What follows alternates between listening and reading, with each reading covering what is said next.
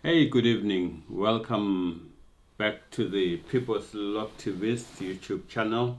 I am Sabelo Sbanda, the People's Loctivist. I welcome you not only back to the channel but also to our topic as regards the International Health Regulations Amendments of 2025, whereby we are considering what these mean for the people of the world. In the last episode, we looked mainly at the positioning pertaining to South Africa and the letter from the Minister of Health to the World Health Organization and what it means to South Africa from a legal perspective, and also the implications for the people of South Africa. As indicated in that particular episode, that we will continue along the lines of addressing the responses from the different countries.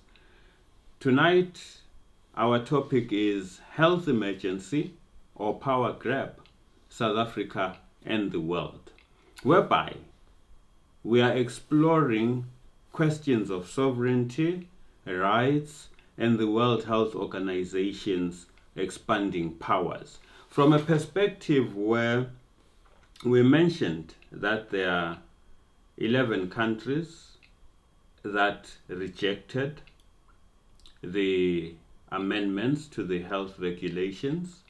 We indicated that there are 2 that made reservations, there are 8 that made declarations, and 1 that made a statement. So now we'll be looking at those particular positions, comparing them to what South Africa had to say. The idea is not to go deep into the political context and trying to now give a political interpretation of why and how this could have happened. We are going to confine ourselves mainly to the key points of the communication by a particular country and what the legal implications are. Because remember that even from the South African perspective, our main issue was to address the legal implications. Let us start with the 11 formal rejections to the amendments. Number 1, we look at Argentina. Argentina gave a full and final rejection. Argentina did not mince their words. What I'll do, I'll just read through the main text of what exactly is contained in the letter or the verbal note that was presented to the World Health Organization as we go through these different countries. For some, I'll just go to the bullet points, especially when we are addressing the Holy See. Argentina indicated as follows: following a thorough review of the legal, institutional, and budgetary implications, the Argentine Republic hereby rejects the amendments to the International Health Regulations, IHR 2024, under the terms stipulated in Article 61 of the said regulations. Article 61 basically allows the countries to reject, and this is what Argentina is saying. So basically the key points, the key takeaways from what the Argentinians have stated is that it's a full and final rejection, and the rejection is founded upon a thorough review. Argentina actually, according to their statement, went through a process where they looked at what the amended health regulations are putting on the table and compared that to the reality of the situation on the ground in Argentina and concluded that having gone through this particular process, having reviewed the situation vis-a-vis the regulations amendments and their lived reality in Argentina from a legal perspective, institutional perspective, and budgetary perspective, the implications were that it was not practical for Argentina to be bound by these regulations, let alone to accept the regulations. There is not even an intention on the part of Argentina that was expressed to suggest that Argentina may change their mind and reverse their decision. It reflects a clear national policy that the amendments are incompatible with the domestic constitutional framework of Argentina and with the priorities of Argentina. This makes Argentina one of the few countries to explicitly and conclusively reject the amendments without linking it to any parliamentary approval process. They are clear, they have done their due diligence, and as a result of that due diligence, they have come to the conclusion that no, this is not for Argentina. So necessarily, the legal implication is that Argentina is out in as far as these health amendments are concerned. It is final, non-negotiable, unless something happens which I don't know of. But Argentina has not left that door open. They have just said this is final. Then now we look at Austria. Austria gives a preliminary rejection pending parliament. So now Austria says to the WHO, the Republic of Austria rejects the amendments to the IHR adopted by the 77th World Health Assembly. The rejection is of a preliminary nature and will be withdrawn once the Parliament of Austria has approved the 2024 amendments to the IHR. So the key points from there: Austria rejects the amendments, but it's only a preliminary rejection, solely due to the fact that the parliamentary process has not yet been completed.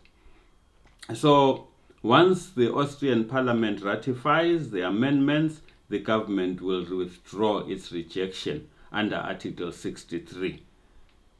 So now, when we look at, let's go back to Argentina for a while. South Africa accepted, hook, line, and sinker.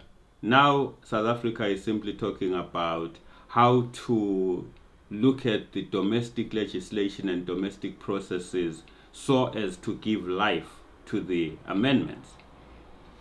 And then Austria, on the other hand, is saying, we are rejecting because we have a parliament.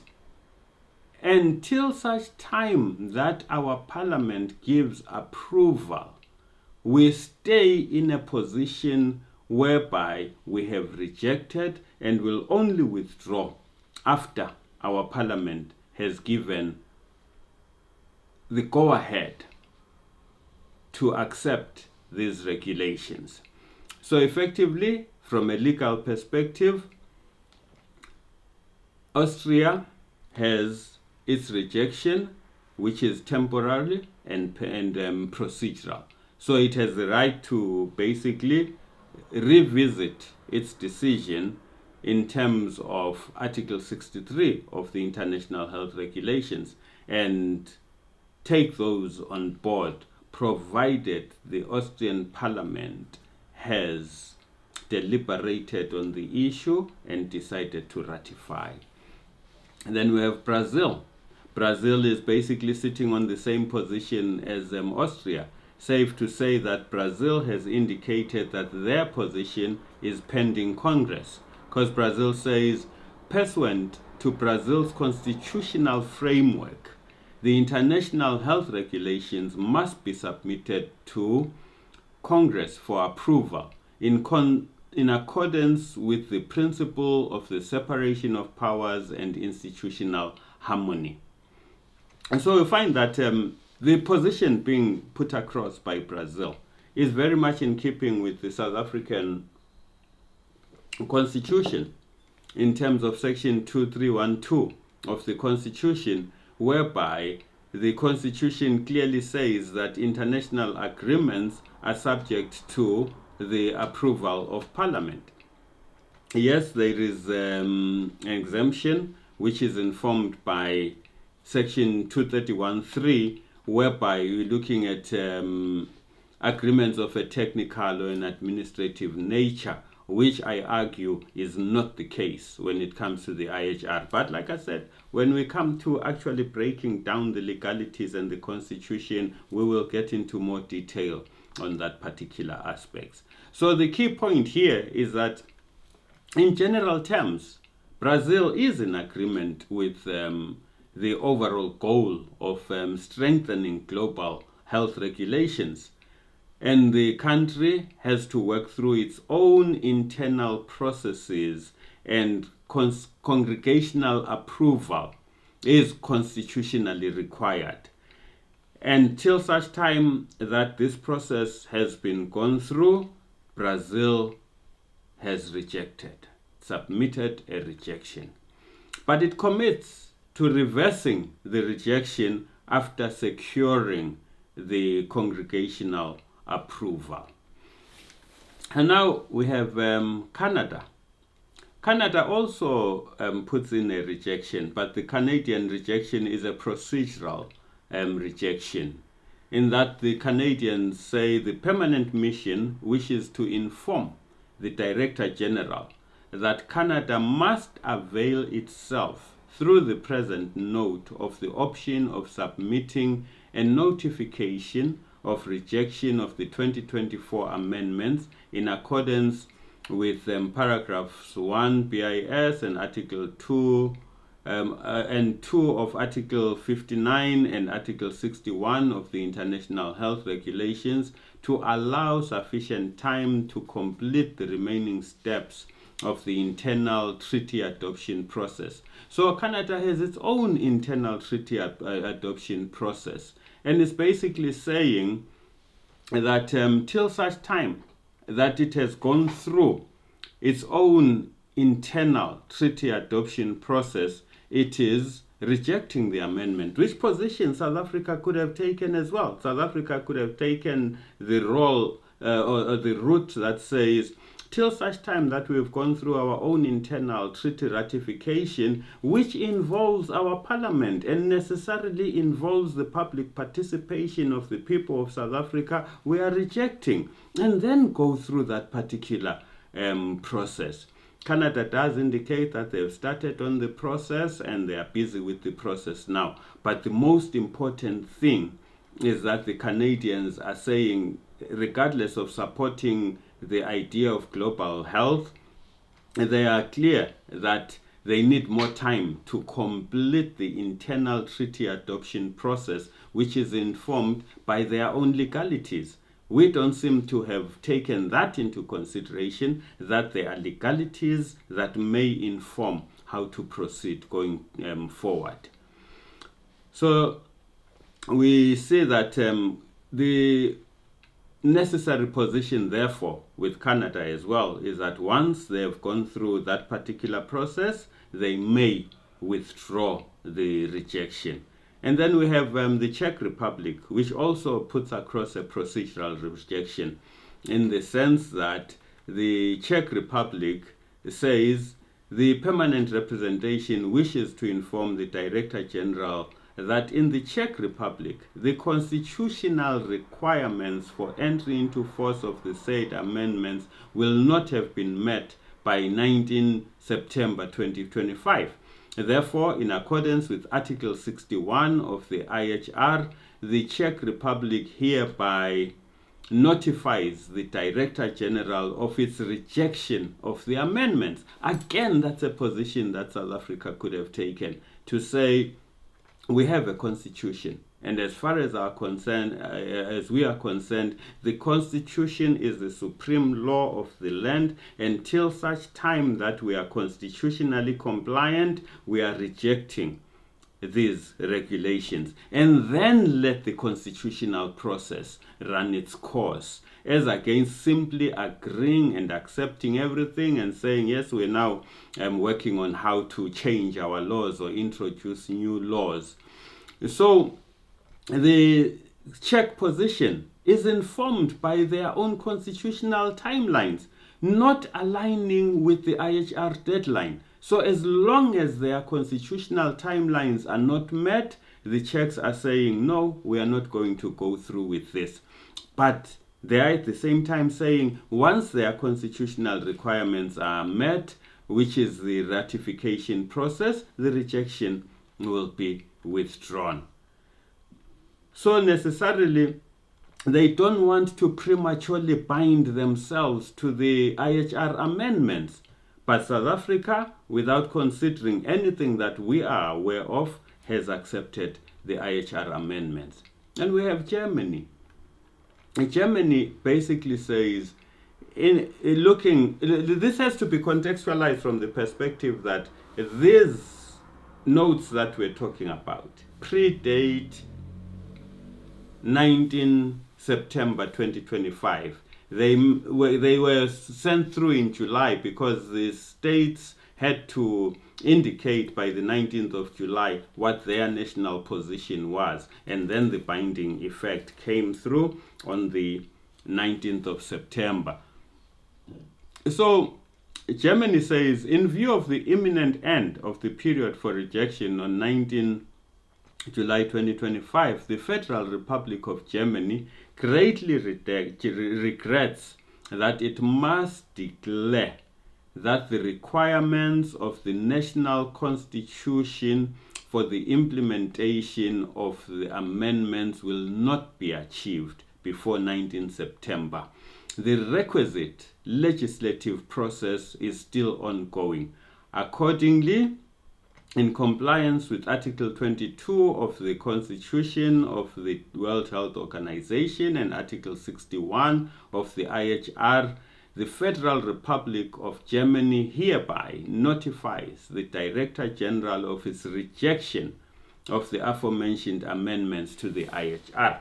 Again, we see a country that puts its own national legislation ahead of directives or an agreement which comes from outside their own country. They are basically saying they will not allow unelected bureaucrats to determine the position as regards how they relate to the health of their people. But South Africa has allowed these unelected bureaucrats to take a decision. And the elected public representatives don't seem to have a clue what's going on. If they do, they're very silent about it, and it would be good to have them come out and say something. I would be happy if they can prove me wrong, because I hope I am wrong. But from what it seems like, and from all the attempted communications with them, they are not responding. And for those that I personally have spoken to, indeed I can, without any fear of contradiction, say they do not know what exactly is going down, and Parliament has been bypassed. And so again, we see that Germany puts in a position that after they've gone through all the processes, they may withdraw that particular rejection. And then we have Israel. Israel gives a full rejection with any future rights being reserved. So the position from the Israelis is that due to the continuation of the current circumstances, I'll leave you to decide what they mean there by current circumstances, because they don't elaborate at all as to what those circumstances are. The State of Israel finds it necessary to reject the proposed amendments to the IHR. Therefore, in accordance with Article 61 of the IHR, we hereby notify the Director General of Israel's rejection of all of the amendments to the IHR. So you find that Israel has decided, no, we're not going to accept this. We have our own reasons, and they have not even elaborated on those reasons, which therefore shows us that any country could have rejected, just like South Africa could have, without necessarily having to explain anything to anyone. And then Israel goes on to say, please note that Israel maintains its right under Article 63 of the IHR to withdraw its rejection to the IHR amendments in the future, with or without reservations. So they're basically leaving the door wide open to do what they deem to be in their best interests. That's one of the critical aspects about this particular exercise, that countries are taking positions informed by the best interests of their people. So now the question that arises is, when South Africa took the decision, whose best interests did South Africa take into consideration? I'll leave you to think about that one, and you can arrive at your thinking on that. Maybe you can even put it in the chat as to who do you think South Africa was advancing as the primary interest behind their position as compared to the people of South Africa. Maybe you believe it was in the interest of the people of South Africa. Maybe you believe it was for someone else's interest. Please do share your thoughts on that particular aspect. And then Italy. Italy also comes up with a final rejection without any explanation. Italy simply says, in accordance with Article 61 of the IHR, I hereby notify Your Excellency of Italy's rejection of all the amendments adopted by the 77th World Health Assembly. And that's the basic thing that Italy puts in, unqualified and unaccompanied by any explanation. You remember, Argentina qualified it by explaining why they were rejecting. Italy just rejects. And it shows again that countries have a right to maintain their sovereignty, to maintain their rights, to maintain the health sovereignty of their people without having to explain to anyone why you are protecting your interests as a country. So now Italy doesn't even give an indication of reversal. And then we have the Netherlands. Netherlands basically links their rejection to a prior rejection which they did in 2022, whereby the Dutch say the permanent representation wishes to inform the Director General that in the Kingdom of the Netherlands, the constitutional requirements for the entry into force of the 2024 amendments will not have been met by 19 March 2026. Therefore, in accordance with Article 61 of the IHR, the Kingdom of the Netherlands hereby notifies the Director General of its rejection of the 2024 amendments pending parliamentary approval procedure. Again, we have a country that shows respect for their parliament and says we have a procedure, and that procedure will be followed before we can commit. And it says if the constitutional requirements for the acceptance of the amendments are met, the Kingdom will notify the Director General. But if they're not met, there'll be no notification. The Dutch will be free. So we carry on and look at the position as espoused by the United States of America. It's interesting that the United States of America comes in as well. Rejection without conditions. The mission, by means of this note and pursuant to IHR Articles 59, IBIS, and 61, informs the Director General that the government of the United States rejects the 2024 amendments. No explanation, fine, clear rejection, clean, without any qualifying language, without any attempted diplomacy about it. And then we have the Philippines, whereby the Philippines also gives conditional rejection, where they say on one hand, we welcome the 2024 amendments. Remember, South Africa, that's how the minister also introduced it. The minister said South Africa welcomes the amendments to the IHR. So the Philippines says we welcome and we are undertaking steps to implement.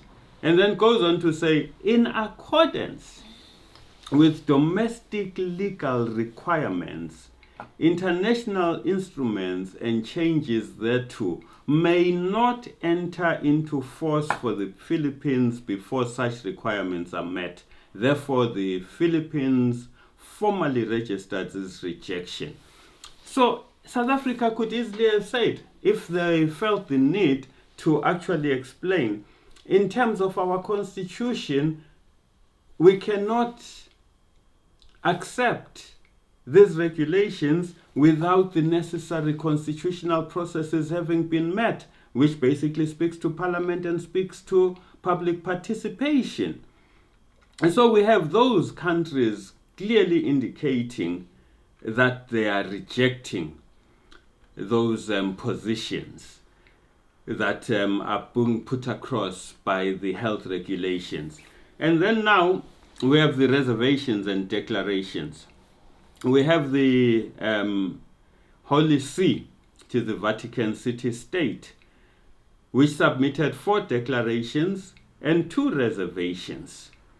So now the position is that the Holy See is not part of the World Health Organization, but puts this position across that if at all this will apply, it will only apply within Vatican City territory and nowhere else. But then goes on to put their position across. This is what South Africa could have done as well, put their position across on the various aspects and reasonings behind why South Africa would have been protecting the sovereignty of the people. And then the Holy See basically says application should be consistent with Vatican law and Catholic moral teachings. Anything outside Vatican law, anything outside Catholic moral teachings, they won't accept. For it, they raise a clear example and say gender is interpreted strictly as biological male or female. That totally excludes any socio-cultural or fluid definitions of gender.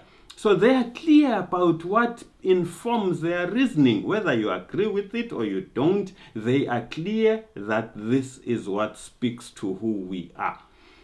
And they talk to the exclusion of reproductive services. Health-related terms, they say, like health services, gene therapies, exclude abortion, contraceptives, ART, cloning, and anything against Catholic doctrine. So they as well are coming out with a clear position as to what they are talking to.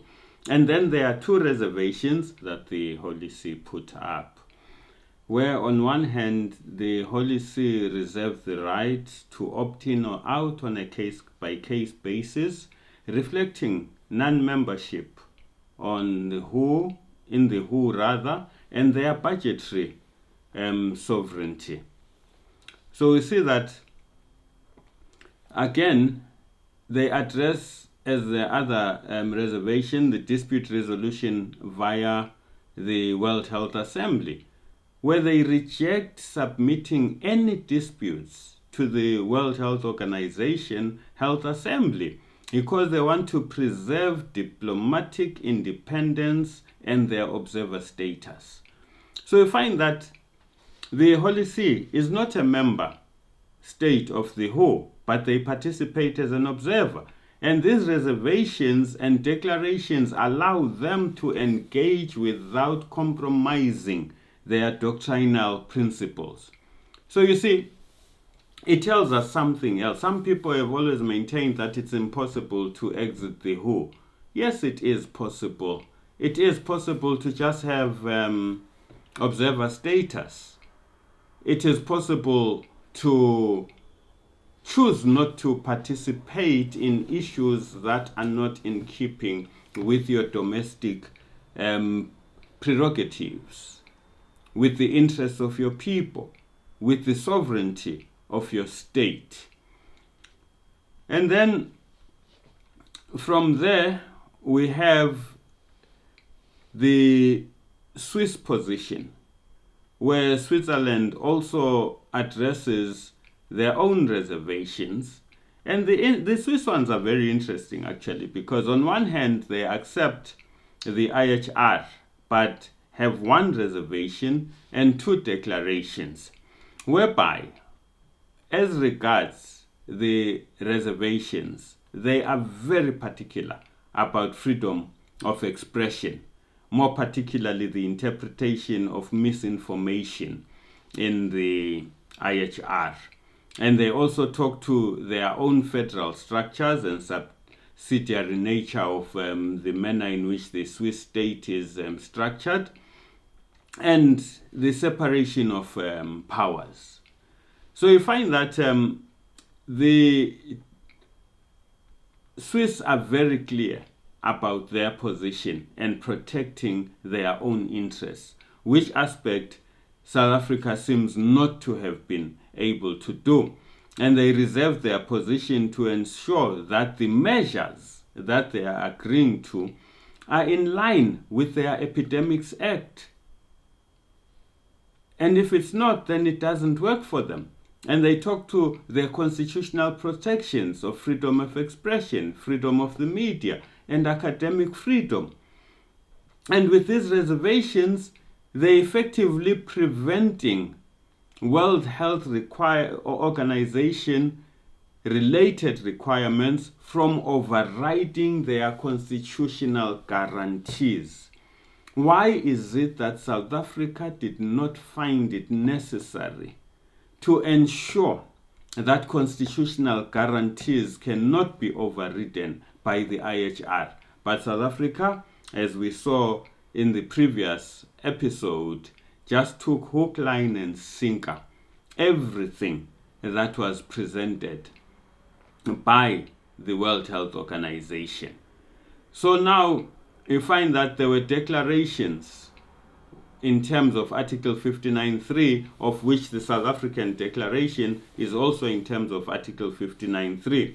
And the countries that basically made declarations, more than anything else, they were asking for postponements. They are not asking for any rejection or reservation. 59.3 reads, if a state party is unable to complete the domestic, legislative, or administrative arrangements for implementation of the amendments within a 12-month period after notification, it may submit a declaration to that effect to the Director General not later than 10 months from the date of notification, which is why July became an issue. So it's important to note that declarations are not rejections, but they are delays in giving legal effect to accommodate national processes.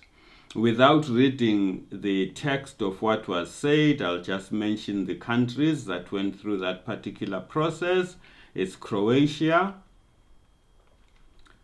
From Croatia, it is Cyprus. They also asked for that particular cover under Article 59.3. Then it was France. Then after France, or maybe together with, at the same time, it was Hungary. And then after Hungary, it was, let's see, okay, there in a minute, it was Ireland. And then, of course, South Africa. So we have all these countries basically saying, give us time. We need to attend to some issues domestically so that we can be able to participate meaningfully. We can be able to implement. And then there was a statement by Turkey. Yes, there was Latvia as well. I'd skipped Latvia. Latvia took the same position as well, seeking for more time, and Malta as well. The statement was from Turkey, whereby Turkey basically said that it accepts the regulations as they are. It simply says Turkey will implement the provisions of the IHR. So, in a nutshell, that is how South Africa compares with the other countries. I'll leave you to put in the chat your thoughts around why the countries took the positions that they did and why South Africa took the position that it did. And your thoughts as to what do you think South Africa should have done? Which is the best route that South Africa could have taken under the circumstances? I thank you. And remember, be the best that you were created to be. Remember again, today I am better than yesterday. I'll leave you with my final parting message, which is subscribe, share, like, and press that notification button. In our next episode on the international health regulations, we'll be looking at the implications of the regulations in as far as Africa and indeed the world is concerned. We'll actually be going through the different annexes that go with the agreement and what these mean to the different aspects of implementing the international health regulations. Thank you so much. Catch you next time. Goodbye.